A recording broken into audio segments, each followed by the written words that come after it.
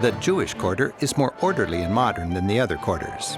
Much of this area was destroyed during the fighting in 1948 or under the ensuing period of Jordanian occupation.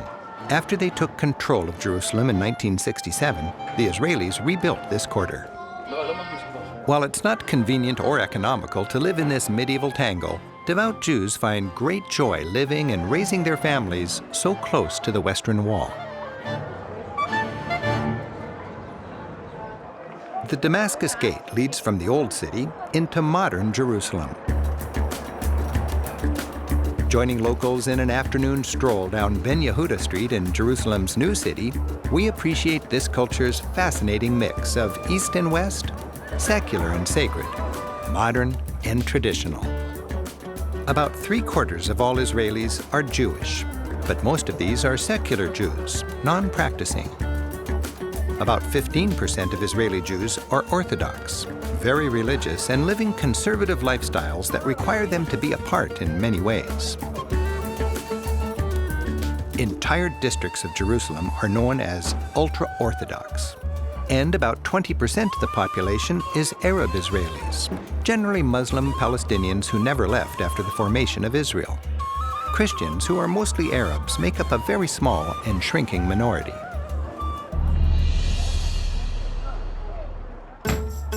The diversity of Israel's Jewish melting pot community shows itself in the way people dress.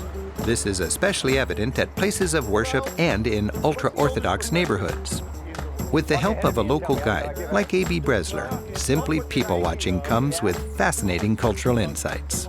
Walking down the street, there are so many different fashions, different ways people dress. Well, that's because they express their belonging to a certain group and following a certain rabbi. Different rabbis set standards of how their followers should be dressed. What does the block on the forehead indicate? Well, in the scripture, it says you should always have the love of God on your mind. So in that capsule, they have a parchment with that scripture.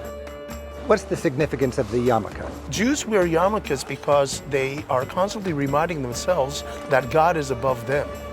So everybody who's wearing a yarmulke, it's a constant reminder their maker is up above. Definitely. Now you see a lot of Orthodox, even the little boys, with long earlocks. Regarding the earlocks, the Torah is very specific. Thou shalt not shave the sides of your face. And these people take those words as it is written. You notice women are dressed quite modestly. The Orthodox women are always dressed modestly, but when they get married, they take it one step upwards and they cover their hair in public. Now, most people wear black among the men. Why is that? The dominant color amongst the men is black because they're still mourning the destruction of Jerusalem nearly 2,000 years ago. Regarding the hats, it's part of actually the uniform defining which movement you belong to. So by looking at somebody, you can tell if he's Ashkenazi and which movement amongst the Ashkenazi, or Sephardi, or Lithuanian, and so on and so forth. This man has a striped robe. That's a declaration that he belongs to a certain movement, which is considered very extreme, and also does not acknowledge the legitimacy of the state of Israel.